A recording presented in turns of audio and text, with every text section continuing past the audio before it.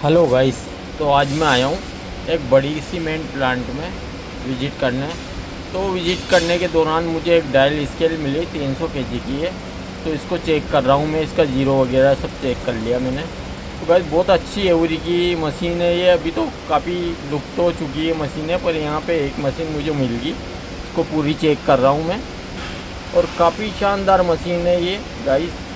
तो देखिए आप, रेड कलर में ज़्यादातर होती है ये। इस जगह से इसका कैलिब्रेशन किया जाता है, इस जगह से अगर आउट हो जाए तो यहाँ से सेट की जाती है। तो गाइस पूरी देखिए, बहुत अच्छी मशीन है ये। यदि आपके पास भी हो, अगर रिपेयर नहीं हो रही हो, तो आप मेरे से कांटेक्ट कर सकते हैं। थैंक्स।